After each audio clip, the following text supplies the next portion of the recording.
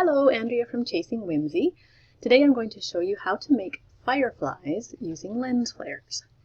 This image is open already. It's a finished image, but you can see there's some little fireflies in here. But I'm going to show you how I made those and how I make them quickly and easy to bring into whatever image because I use them in almost every image. So when you're using a lens flare, it needs to be rendered on its own layer. You could just do it on this background layer, but then you can't move it around because it just goes in one place.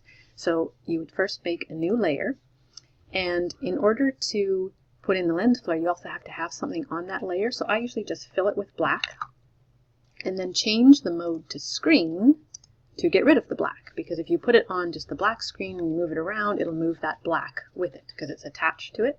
So you get it to screen, takes away the black, you can move the flare around, black isn't showing. So you have your black layer, go up to Filter, Render, Lens Flare.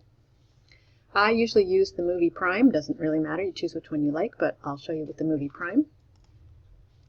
And you'll see when it comes in, you can now move it anywhere you want. This is also what I'll use when I'm doing my lanterns, to put in something there. Any other sparkles that I might put in other places. Maybe it's a glow on the back of a pixie, something like that. But you notice that this lens flare, and actually a lot of them have parts that you don't want. Some of the other flares have bits down here. So these blue lines, you could erase them going up. But the thing is, if you erase too close to your glow, then you're cutting into the nice circle of the glow. So I find the easier way to do it is to mask the whole thing off and then bring back just the glow portion. If you're using it in a lantern, it's easy to know where to bring it back, because you'll be able to see the lantern behind it after you turn it off. But if you don't have anything, if you're just making the fireplace and you don't actually have something showing, drag across your lines to the center of your flare that you've made, and that will show you where to place your cursor when you bring the mask back in. You'll see what I mean when I show you. So I'm going to create a mask on this layer, and I'm going to invert that mask. Control I to delete it. So now you can see the lens is gone, but I need to know where I want to bring it back. So you're then going to change your brush to white at 100%, and then center over and start clicking. As you click, it'll grow the glow. Then you can make it a little bit bigger, and just keep clicking until it is the size that you want it to be. Remove your grid lines. So now you can move that to be wherever you want. Now it still looks, and all those blue lines are gone.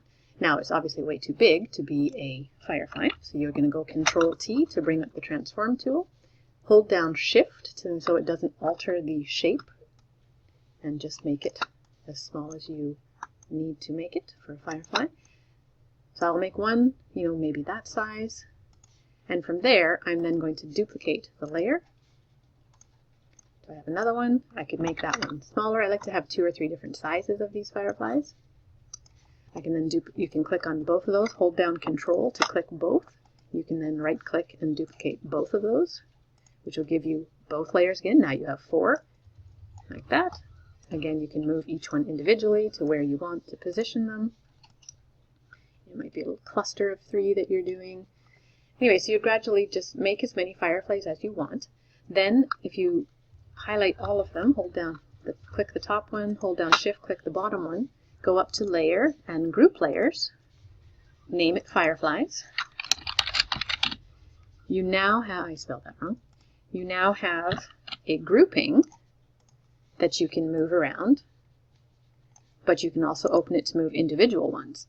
And this is what you can drag into an image. If you've watched my video on creating a Photoshop file with the layers of all the commonly used items that you might do, this is how I made that layer, which is these fireflies down here, which I then just dragged this into that as a layer that I can drag onto every image that I want. And I've already got some fireflies pre-designed on that layer, and I can move them individually within that to suit the image as well.